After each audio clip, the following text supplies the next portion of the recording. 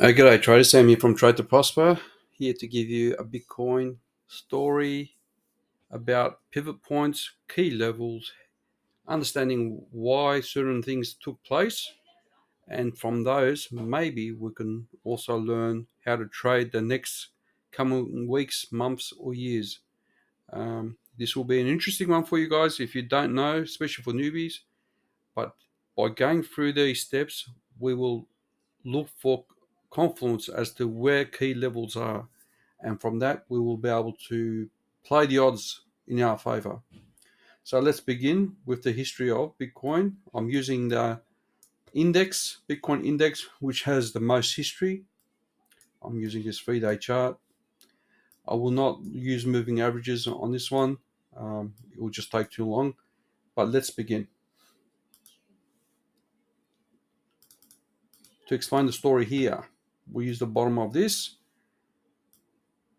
and the top of that as Fibonacci 1. And you will see that even back then,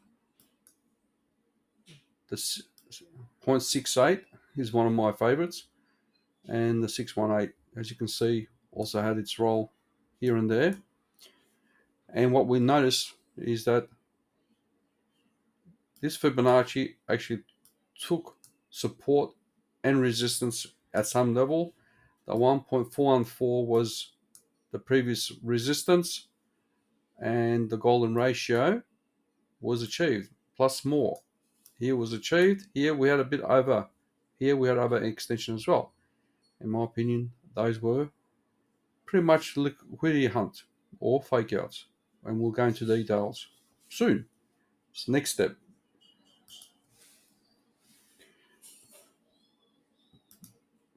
I applied key levels there. So I used the bottom, just making it clear. I used these Fibonacci's and put pricing there exactly. Nothing new.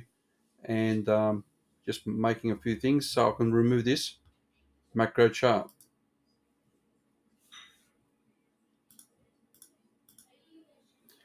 Next Fibonacci. Now let's go in close. I use the bottom 0 and I use the top as 1, and you will see confluence with the 618, resistance, confluence with support, that Fibonacci, and you can see pretty much resistance there, and so on, and support. So that Fibonacci comes into play hindsight wise. Let's get rid of those drawings. The other Fibonacci I add is from the 2019 or 2020 COVID incident bottom, and the reference to the top as 1, and we have this chart as well. 0.5 seems to be acting as support from this perspective. Does this Fibonacci really play a lot? Not really. So this from there to there doesn't really play a lot. So we might actually, where are we? That's 1, yes. If we were to bring it down here, does it have confluence? Not really. So this Fibonacci is not going to really be that significant in my opinion, but we'll keep it there. So when we overlay them, you see certain things take place. 618 there, acting as resistance, acting as support, and so on. Let's get rid of those. Add this Fibonacci. From the swing high, low, high, we can see certain elements. Can we tweak this a little bit? Right there. Yeah, it works. So the 1.272 becomes a resistance. Nothing here. And here's the golden ratio. All right. Keep an eye on that as well. We move on to the next. Using the Fibonacci, let's just get rid of the previous. If we use the top as 0 and this level as 1, which is a Wyckoff distribution model, you see confluence with the 1.7272 as a major support level. And you will see that the 0.5 was the major resistance, and even this Fibonacci level was support. So now it's becoming more influential. Note that 1.414. Moving on to the next Fibonacci. So now we're overlaying them. And what we notice is a 1.618, 0.382, 0.382. And what we can do is show some areas of interest. We can also add this as an area of interest as well.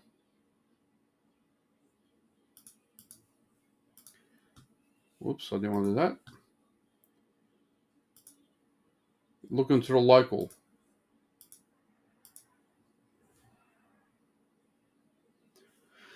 I use the top as 1, the bottom as 0, and we see certain elements, 0.5 Fibonacci is a rejection from the local perspective. And the 0.382, along with the 618, is the rejection. So our higher lows are evident from the macro perspective and the local ones as well. Moving along.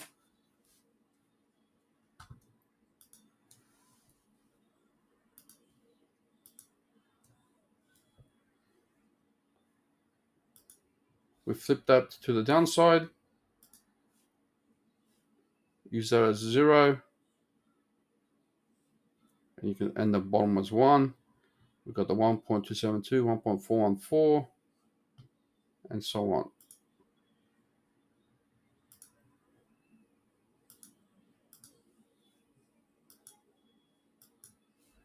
Looking back at Bitcoin in the past, if we do this, let's just get rid of this for a sec. Where are we? We are here. If we add our Fibonacci, the 1 and the 0, the 1.618 acted as support. Get rid of that. If we do the 1 to the 0, we see that the 414 and the 1.618, these were the main reasons we had resistance, major resistance on the way up. Perfectly hit there, and give or take, we could probably make it perfectly there. Don't forget, this is an index. It's an average of many exchanges. So when we correlate all this, key levels, overlay them,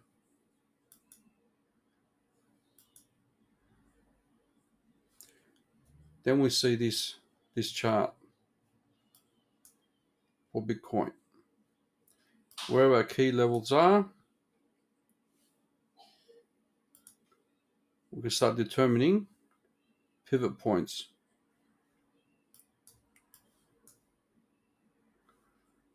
So if we were to go up from a macro perspective, if we drop this level,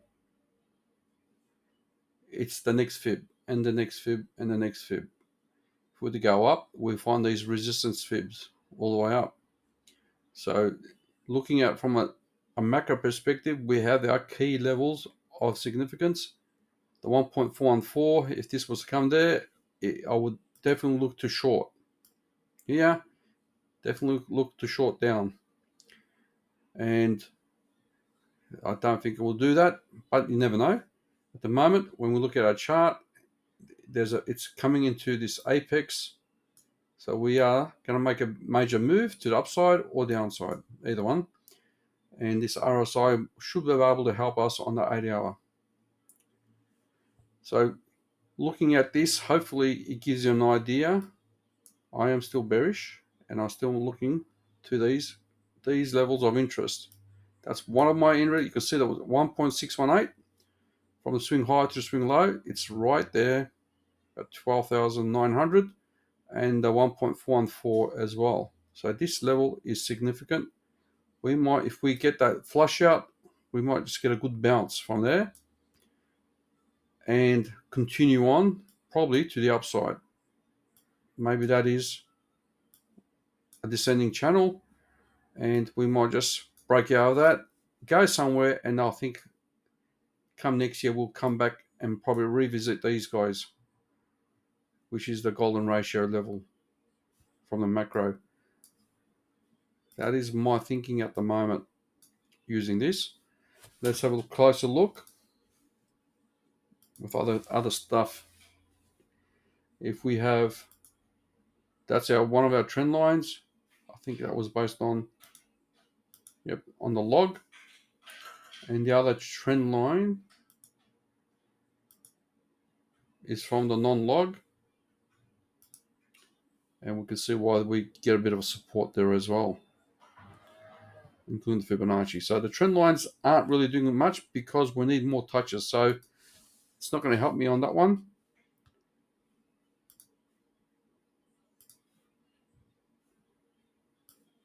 Now this is the 3-day chart. Let's look at the indicators. That's RSI is not going to really help me there. I'm going to look on the weekly RSI.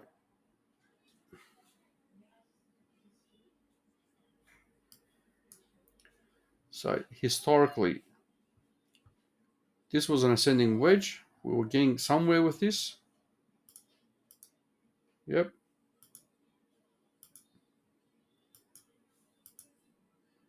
And we broke down. Very similar to the others. When did we go bullish? When we break this level here, I think. So that RSI level was the bottom formation accumulation. This RSI was that level there. And this one is a version of one or the other. Doesn't matter. What it looks like to me is this, when this was going up, it broke down, came to another bottom before it started going up. This level was where it broke out. So if we were to apply that, obviously that was an accumulation, and we start to get the bullish divergence right there. Even though it spiked, you can see how it came down. Doesn't mean, but that is a good sign to break in. This one obviously just went. In my opinion, we are doing like A, B, C, and then probably up. So what I'd like to see on this one, on the weekly, is break this level of some sort.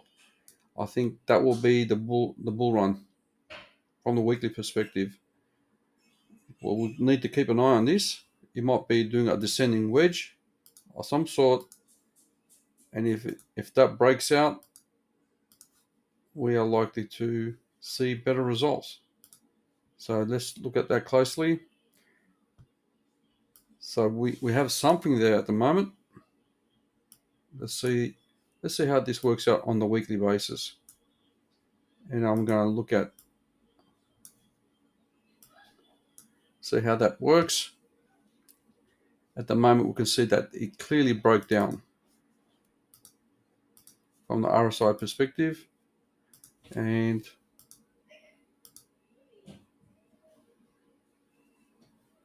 okay, make it thicker. There we go. So it's below the moving average of the RSI. When here we can see it became support. When we break it below it, it's bearish. So let's see how this theory goes. I think this could still come down. If we get this bullish divergence, potentially, we might find the bottom. So let's have a look. Basically what I'm looking at,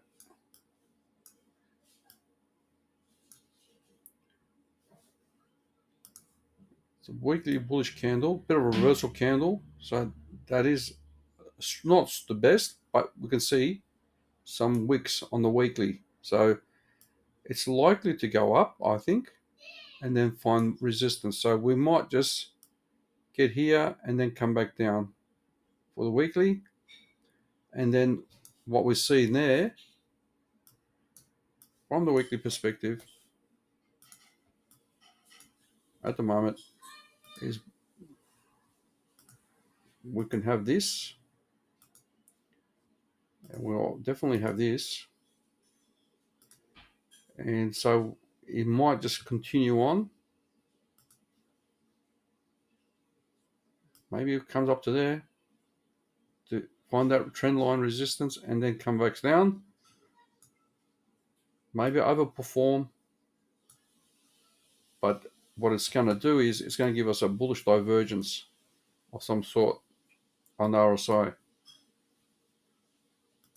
and that will be a positive sign. So even if this was flatter like that, the fact that this is coming down on the weekly and we're going to have a turn of a bullish divergence, that will be great. Let's see if the MACD will help us. Actually, the wave trend will be probably better suited.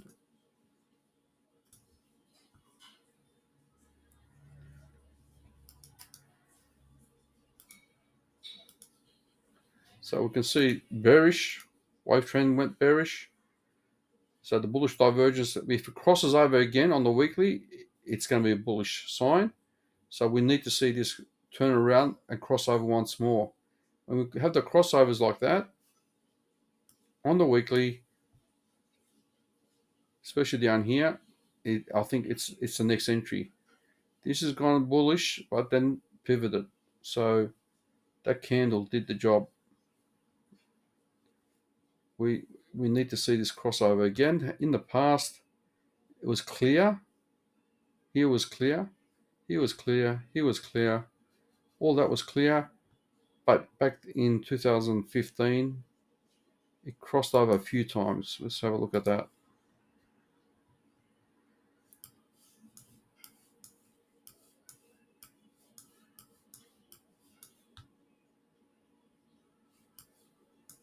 Yeah, here we got, actually it's not bad.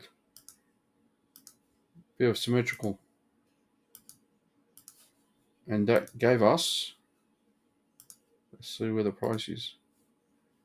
So that was a nice breakout to the blue side, but even though it still came back down. Ooh, not the best reliable one, even on the weekly. Bummer. But it is a bullish move, a few weeks up, and then came back down again. But we can always use that to advantage and look at the RSI. So I'm waffling on. I did the explaining of the story. I think that's the main part. And we are looking for a bounce, not the best bounce. We've got a big capitulation candle there. So it's a strong selling candle. Whenever that happens, we have a relief bounce, but this relief bounce isn't the best.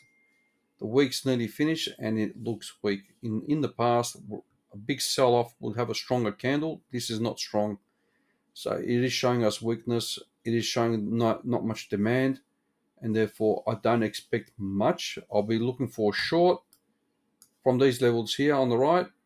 If we were to break up to the upside, we have this level here, 17K is a good position to short. And that will be pretty much a fake out because where our trend is down. This is a breakout and then back down again, potentially. And we'll see that happen. That's my opinion. Either this level, and if this is a reversal, that can be, we might get a bit higher somewhere here and then back down again. That's what I'm looking for. First level of interest is there. I'm going to wrap it up, guys. That's it. Thanks for listening. Give me a like and share. Talk to you soon.